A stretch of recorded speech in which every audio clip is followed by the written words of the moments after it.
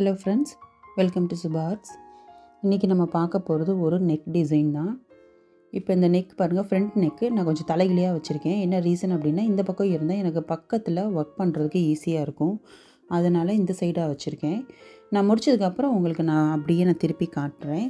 உங்களுக்குமே இந்த மாதிரி ஈஸியாக அப்படி வச்சுக்கிட்டிங்கன்னா ஒர்க் பண்ணுறதுக்கு நல்லாயிருக்கும். இல்லைனா கை ரொம்ப எட்டி எட்டி பண்ணுற மாதிரி இருக்கும். இதுக்கு நான் ஃபஸ்ட்டு பாருங்கள், ஜரியெல்லாம் கொடுத்து ரெடியாக தான் வச்சுருக்கேன். ஆல்ரெடி ஜரியும் கொடுத்துட்டேன். ஒரு லைன் வந்து சுகர் பீடு, ஓகேயா, இதை கொடுத்துருக்கேன். இப்போ இதை மோட்டிவ் வந்து ஆல்ரெடி நான் உங்களுக்கு போட்டிருக்கேன். லாஸ்ட் வீடியோவில் பார்த்தீங்க அப்படின்னா இந்த மோட்டிவ் தனித்தனியாக நான் உங்களுக்கு ட்ரேஸ் அவுட் பண்ணி காட்டியிருக்கேன். அதே தான். அதுக்கு இப்போ எப்படி ஒர்க் அவுட் பண்ணலான்னு சொல்லி பார்க்கலாம். இதுக்கு இதே கலரில் த்ரெட் எடுத்திருக்கேன், சில்க் த்ரெட்டு.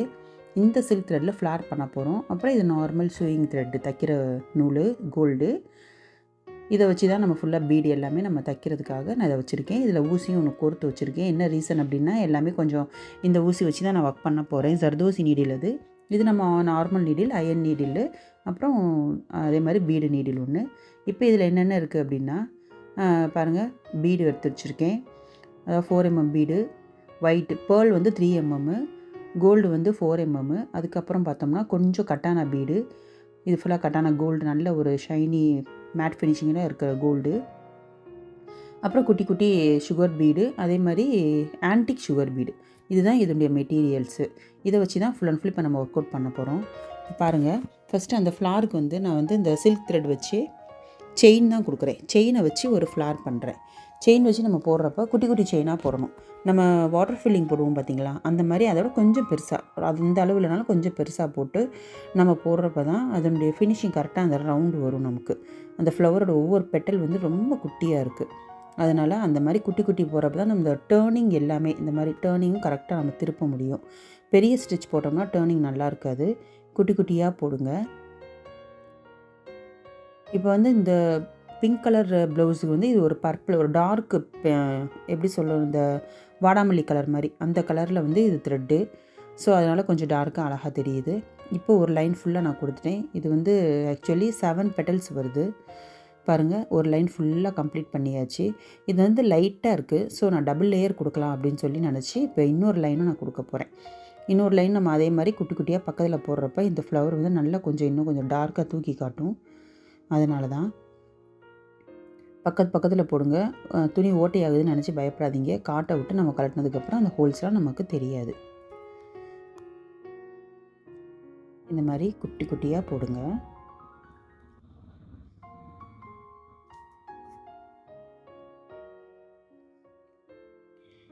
பாருங்கள், 2 லைன் போட்டதுக்கப்புறம் இது நல்லா கொஞ்சம் டார்க்காக தெரியுது இல்லையா, அந்த ஃப்ளவருமே கொஞ்சம் பெரிய சைஸாக தெரியுது. அவ்வளோதான், நாட் போட்டு முடிச்சிட்டேன். இப்போ இதுக்கப்புறம் இந்த ஃப்ளவருக்கு உள்ளே, இந்த ஃப்ளவர் உள்ளே நான் இந்த சுற்றி அந்த 7 பெட்டலுக்கும் பார்த்தோம்னா பீடு எடுத்து வச்சுருந்தேன்ல, கோல்டு பீடும் பேர்லும் எடுத்து வச்சுருந்தேன் இல்லையா. ஸோ இதை சுற்றி நான் கொடுக்க போகிறது கோல்டு கொடுத்துட்டு நடுவில் ஒரு பேர்ல் கொடுக்க போகிறேன். இது கொஞ்சம் ஹைலைட்டாக தெரியும். அதனால் அந்த ஃப்ளவர் ஃபில் பண்ணுறதுக்காக இந்த நீங்கள் சம்கி வச்சு கூட நீங்கள் பண்ணிக்கலாம்.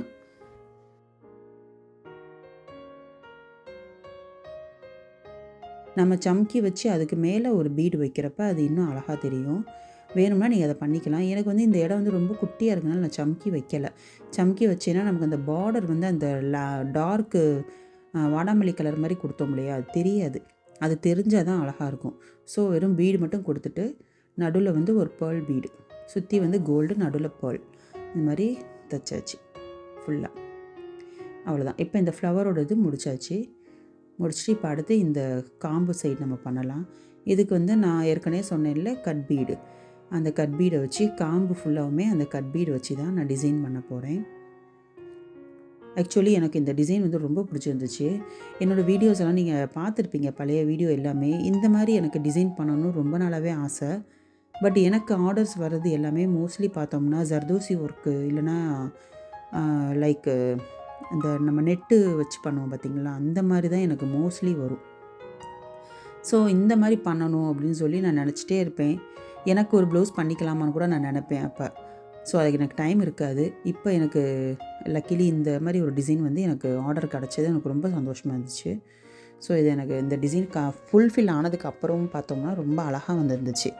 ஒரு சிம்பிளான டிசைன் தான் இது, ரொம்ப கிராண்ட் லுக்கும் கிடையாது. பட் அந்த ஃப்ளார்ஸு அந்த ஃபினிஷிங்லாம் பார்க்குறப்ப அழகாக இருந்துச்சு. நீங்கள் நல்லா இருந்துச்சு அப்படின்னா கம்ப்ளீட் பண்ணதுக்கப்புறம் பார்த்துட்டு கமெண்ட் பாக்ஸில் எனக்கு போடுங்க, உங்களுக்கு பிடிச்சிருந்தா. ஓகே, ஏன்னா எனக்கு பிடிச்சிருந்துச்சி பர்சனலாக. இந்த மாதிரி இப்போ பாருங்கள் ஃபுல் அண்ட் ஃபுல் இப்போ கொடுத்துட்டு, இப்போ நம்ம லாங் ஸ்டிச் ஷார்ட் ஸ்டிச் அந்த மெத்தடில் தான் நான் வந்து இந்த பீடு, அதாவது ஃபஸ்ட்டு வந்து நம்ம சுகர் பீடை லோட் பண்ணிக்கணும். அதுக்கப்புறம் தான் இந்த பேர்லை லோட் பண்ணிக்கணும். லோட் பண்ணிட்டு இந்த மாதிரி லாங் அண்ட் ஷார்ட் ஸ்டிச் எல்லாமே நான் உங்களுக்கு சொல்லி கொடுத்துருக்கேன் இல்லையா, அதை பேஸ் பண்ணி போடணும். அவ்வளோதான். ஃபஸ்ட்டு லாங்காக ஒரு ஸ்டிச் போட்டுட்டு லாக் போட்டுட்டு அப்புறம் ரிவர்ஸில் வர்றப்ப தான் இதை அப்படியே நம்ம இறக்கிட்டு அந்த இடத்துல நம்ம முடிச்சு போட்டு கம்ப்ளீட் பண்ணிக்கணும். காம்பு எல்லாமே பார்த்தோம்னா கட்டானா பீடில் போடுறேன்.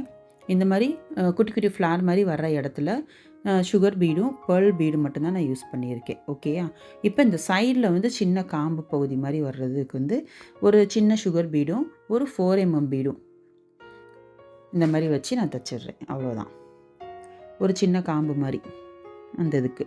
மற்றபடி சுற்றி நார்மலாக பெரிய ஒரு ஃப்ளார் மாதிரி வர்ற இடத்துல பேர்லும், குட்டி காம்பு மாதிரி வர்ற இடத்துல கோல்டும் கொடுத்துட்றேன். அங்கங்கே ஒரு லாக் போட்டு முடிச்சுக்கோங்க. எல்லாமே லாக் போட்டால் அந்தந்த இடத்துலேயே லாக் பண்ணிட்டோம் அப்படின்னா நல்லா சேஃப்டியாக இருக்கும். மொத்தமாக எல்லாமே முடிச்சு லாக் பண்ணாதீங்க. இப்போ இந்த சைடு வந்து ஒரு 3 பீடு, அதாவது இந்த மேலே கொடுத்தோம்ல பேர்லு, அதே மாதிரி ஒரு குட்டி சுகர் பீடு, ஒரு பேர்ல் பீடு, ஒரு குட்டி சுகர் பீடு, பேர்ல் பீடு, இந்த மாதிரி லோட் பண்ணிவிட்டு லாங் அண்ட் ஷார்ட் ஸ்டிச் அந்த மெத்தட்லேயே கொடுத்துட்டு லாக் பண்ணிக்கணும். திருப்பி ஒரு லாங் செயின் போட்டு அதுக்கு ஒரு லாக் போட்டுக்கிறேன். எகைன் பீடு, ஒரு பேர்ல் பீடும் ஒரு சுகர் பீடும் இறக்கிட்டு திருப்பி இதுக்கு ஒரு லாக் பண்ணிக்கணும். அப்புறம் ரிவர்ஸ் இந்த மாதிரி ஒரு 3 பெட்டல்ஸ் வர மாதிரி இது லாங் செயின், ஷார்ட் செயின், அப்புறம் பீடு லோடிங், அதுக்கப்புறம் அதை ஒட்டி ஒரு செயின் போட்டுட்டு அதை வந்து நம்ம லாக் பண்ணிக்கணும். அவ்வளோதான். இப்போ இந்த மெத்தட் தான் ஃபுல் அண்ட் ஃபுல். மீதி இருக்கிற காம்பு பகுதிக்கும் அதே தான் வரும். இங்கே இந்த சைடு ஒரு காம்பு வருது, இந்த சைடு ஒரு லென்த்தாக ஒரு காம்பு வருது. இதுக்குமே இதே தான். நான் இதை ஃபுல்லாக கம்ப்ளீட் பண்ணிவிட்டு உங்களுக்கு காட்டுறேன். இப்போ பாருங்கள் ஃபுல்லாக கம்ப்ளீட் ஆயிடுச்சு. சேம் தான், இங்கே என்ன போட்டோமோ அதே தான் இந்த சைடு எல்லாமே நான் கம்ப்ளீட் பண்ணியிருக்கேன் பாருங்கள். அதனால தான் நான் உங்களுக்கு இதை நான் காட்டலை. அதே தான் திருப்பி காட்டுறப்ப உங்களுக்கு போர் அடிக்கும். இப்போ இது கம்ப்ளீட் ஆயிடுச்சு. இப்போ இதே பேட்ச் தான் ஃபுல் அண்ட் ஃபுல் எல்லா பக்கமும். இப்போ அடுத்து இந்த இது ஃபுல்லாமே இதே தான் நம்ம கண்டினியூ பண்ண போகிறோம். இது முடிச்சதுக்கப்புறம் பார்த்தோம்னா நல்ல ஒரு கொடி டிசைன் நமக்கு கிடைக்கும். தனித்தனியாக மோட்டிஃப் மாதிரி தெரியும். கம்ப்ளீட் பண்ணதுக்கப்புறம் அது ஃபுல்லாக ஒரு கொடி மாதிரி வந்துருச்சு பார்த்தீங்களா, அவ்வளோதான். தனித்தனியாக வந்துருச்சு. இதை நம்ம ஒட்டி நம்ம போட்டு ஃபுல் அண்ட் ஃபுல் கம்ப்ளீட் பண்ணியாச்சு. இந்த இடத்துல அழகான ஒரு டிசைனாக இது வந்திருக்கு. எனக்கு இது ரொம்ப பிடிச்சிருக்கு. உங்களுக்கு பிடிச்சிருந்து அப்படின்னா நீங்கள் சொல்லுங்கள். இந்த பாருங்கள், ஒன்று நான் சொன்ன மாதிரியே கொஞ்சம் நல்லா டைட்டாகவே வச்சு தைச்சிருங்க. எந்த ஒரு கேப்பும் இல்லாத மாதிரி. எங்கேயாவது கேப் இருந்துச்சுன்னா சின்ன சின்ன பீடு வச்சு அதை ஃபில் பண்ணிடுங்க. கேப் இருந்துச்சு அப்படின்னா அது தனித்தனி மோட்டிஃபாக தான் தெரியும். கேப் இல்லாமல் போட்டால் தான் கம்ப்ளீட்டாக ஒரு நல்ல ஒரு கொடி மாடல் கிடைக்கும். பாருங்கள், பேக் நெக்லேயும் பாருங்கள் எவ்வளோ அழகாக இது வந்திருக்கு. ஒரு ஸ்மால் வீடியோ தான் இது. இது உங்களுக்கு பிடிச்சிருக்குன்னு நினைக்கிறேன். இந்த டிசைனோட ட்ரெஸ்ஸிங் ஆல்ரெடி நான் போட்டிருக்கேன். போன வீடியோலையும் நீங்கள் பாருங்கள். ஹேண்ட் ஸ்லீவ்லேயும் இதே தான் நான் போட்டிருக்கேன். அடுத்தடுத்த வீடியோவில் நான் பார்க்குறேன் உங்களுக்கு. சரியா? நல்லா இருந்துச்சுன்னா லைக் பண்ணுங்கள், சப்ஸ்கிரைப் பண்ணி வச்சுக்கோங்க. இப்போ தான் ஃபர்ஸ்ட் டைம் பார்க்குறீங்கன்னா அடுத்த வீடியோவில் உங்களை மீட் பண்ணுறேன். Bye friends.